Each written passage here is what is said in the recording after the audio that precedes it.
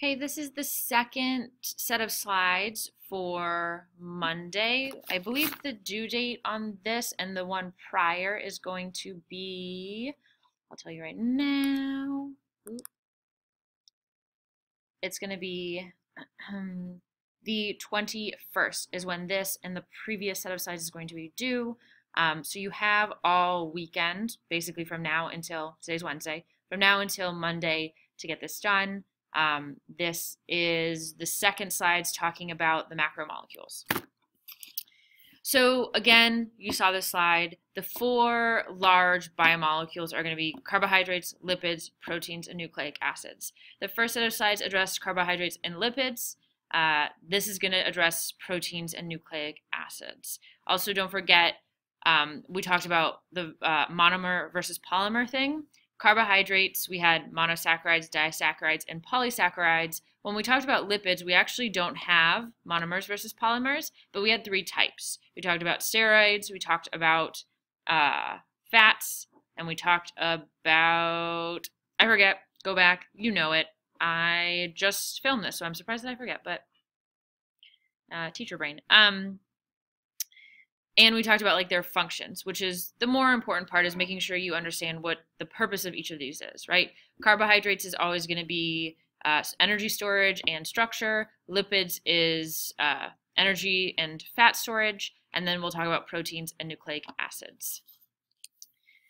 Proteins first. Proteins come in a lot of varieties. They are super diverse, wide range of functions. Proteins account for more than 50% of the dry mass of most cells. So when we're not talking about the water, which is most of it, that little 10%, 50% of that 10% is going to be all proteins. They can be structural support, transport, communication, movement, defense against foreign substances, enzymes. All of these things are proteins. So this is just going to list some functions. I would, in your notes, list functions of proteins or types. Enzymatic proteins, they accelerate chemical reactions, they make things happen. We have digestive enzymes, right? They catalyze breaking down food, or hydrolysis, right? Which is breaking bonds, which is dehydration would be making bonds. We see it in lactase, right? Which is the breaking down of dairy products. You have all sorts of enzymes. Their goal is to accelerate a chemical reaction. Storage proteins, they are going to basically store energy and things like that. An example is casein, which is a protein in milk, and it is the major source of protein or amino acids for baby animals. Something to remember is that the monomer of proteins is amino acid. The polymer is going to be a protein or an amino acid chain. Plants have storage proteins for their seeds, and the protein of the egg white is also technically a storage protein. And so it's any protein that stores energy that's going to be used later on for something. If we think about in embryonic fluid in humans, that stores a lot of proteins for the embryo as it develops. Hormonal proteins, these are going to be the hormones that are created from proteins, so not like your steroid hormones and things like that. Insulin is a hormone that's made of proteins, and it is secreted by the pancreas. We know what insulin does, hopefully. That means that glucagon, which is the other pancreatic hormone, is also a protein hormone. Defensive hormones, fourth type or fourth category of proteins. Sorry, I think I said defensive hormones. I meant defensive proteins. These are going to be antibodies that inactivate and destroy viruses and bacteria. So antibodies are actually just big clusters of proteins. Transport proteins, they transport substances. For example, hemoglobin is a protein in your blood that has iron, and it transports oxygen from the lungs to wherever it needs to go. It's a protein. It's basically just a cluster of amino acids that links up with an oxygen. Receptor proteins, they are basically these receptors that respond to a chemical stimuli, most commonly found in the synapse between a pre- and postsynaptic neuron. These receptors receive other protein messengers, and the hormone version hits the receptor proteins. Structural proteins are going to just provide support. Keratin is a protein, so the stuff in your hair and horns and feathers and your nails and your skin, so epidermal cells, mostly protein. Collagen and elastin, the stuff that makes your skin like stretchy and give, and the stuff that gets tired and older, tired when you get older is elastin. Those are all proteins. A little bit more about enzymes. Enzymes are the type of protein that acts as what we call a catalyst, speeds up chemical reactions. They function repeatedly all the time, and they carry out these processes pretty frequently. So again, this addresses what I said before, that amino acids are going to be the monomer, so the simplest unit of a protein. They are organic molecules that look like what we see on the right. Don't worry about knowing what they look like. Just know that they are the simplest form. They're chains of carbons usually again. And then we have our amino group, which might determine what it does specifically. Again, you'll see a common theme that these are usually long chains of carbons, and they have like special attachments that determine its function. Polypeptides, or your long chain, your polymer, are unbranched polymers built of about 20 amino acids. A protein is going to be one or more polypeptides, so 40 or more amino acids. So we go monomer amino acid, polymer polypeptides, and then larger polymer protein. Technically, proteins are hydrophobic as opposed to hydrophilic. This is because they are nonpolar, and so they don't readily dissolve in water. That's why proteins need to be transported across membranes. They just don't dissolve in water very well. There are some that are hydrophilic. Again, if you flip back, don't worry about this list of proteins. It's just saying some are hydrophobic, some are hydrophilic, whereas we know all fats are hydrophobic. There's a couple that are also electrically charged, but like I said before, these are just very diverse, and it lends itself to our diversity at a larger scale. Amino acids, so your monomers, are linked by something called peptide bonds.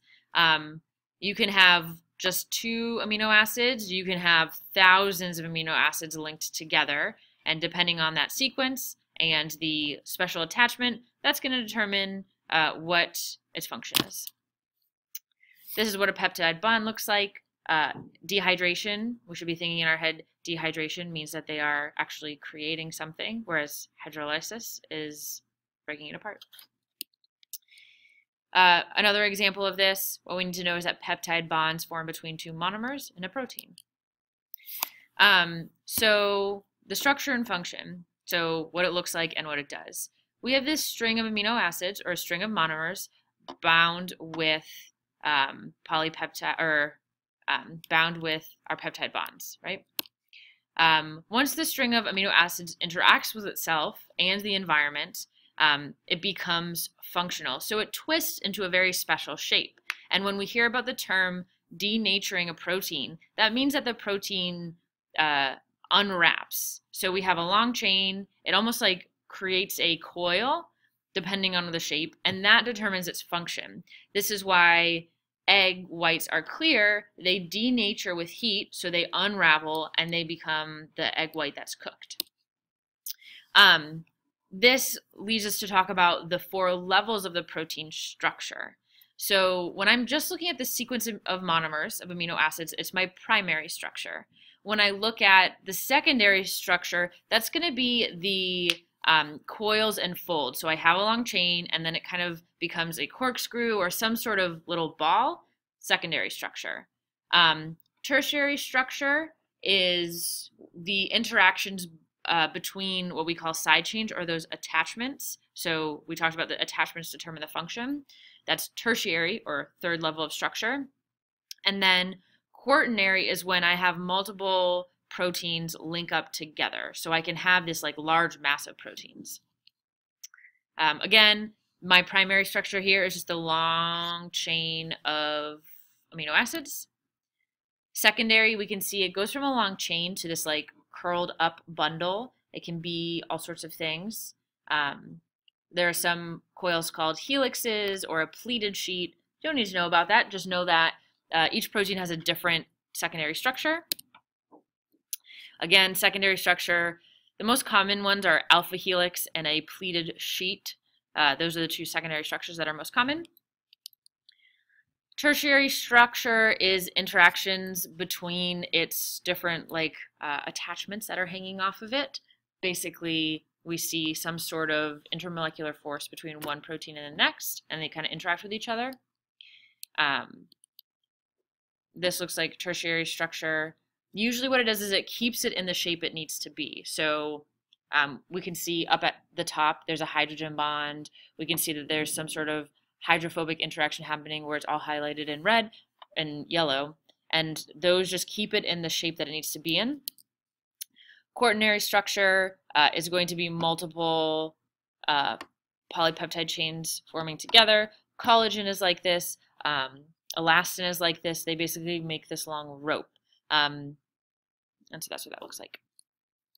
Hemoglobin is actually multiple proteins bound together in a quaternary structure that can carry an oxygen. Same idea. Fourth level of organization. Again, primary structure is, you can pause it here. I'm not going to spend too much time talking about this. So sometimes we see a change in the primary structure that can impact the tertiary and the quaternary structure. Sickle cell anemia, right? We see that we've got our normal red blood cells. On this image, we've got our curved blood cells. Basically what happens is it's an inherited blood disorder. The red blood cells can't carry the oxygen as well because what is mutated is the hemoglobin. Basically what happens is there's one amino acid substitute, and then that impacts the secondary, the tertiary, and the quaternary structure to the point where it can't carry any oxygen, or not as well. It depends on the severity and if all of the cells are impacted or just some of them are impacted. So if we look from left to right, primary structure, top row is healthy, bottom row is unhealthy. We see that there's just one change in one unit in thousands of amino acids, and right away the secondary and tertiary structures are impacted, and so its ability to bond with like proteins and carry an oxygen is impacted, and so it does not carry oxygen as well. What determines protein structure? So obviously the amino acids and things, but its environment can also determine it. pH, salt concentrations, temperature can cause a protein to unravel. We call it denaturing, which I've mentioned before, and it makes it inactive. Renaturization or renaturing can make it active again. Nucleic acids are going to be your hereditary information. It's the last group, so we're leaving proteins behind. Basically, it's an amino acid sequence of a polypeptide that creates a gene. Genes are made of DNA. A nucleic acid made of monomers called nucleotides. So your smallest unit is a nucleotide. They bind together to make nucleic acid, which binds together to make our DNA, and it makes a gene. There's two types of nucleic acids, DNA and RNA. DNA provides it's like the source for all the genetic information. RNA is a copy of that can in turn make proteins that are necessary. Right, we know that in the nucleus I have my DNA, I make mRNA, a ribosome will read that mRNA when it leaves, and it'll make the proteins I need. Right, it's all happening. You can pause this here. The components, you don't need to know this. Please pause it if you feel necessary. It's basically talking about the structure of a single monomer or nucleotide. Looks like this. Looks like this. What we do need to know is there are 5 monomers, only 5. Cytosine, thymine, uracil, adenine, and guanine. Uracil is only an RNA. But these are the 4 monomers, and they combine themselves to make our nucleic acid strand, and then they match up to make your DNA. If we look, we see that on one side is just a string of our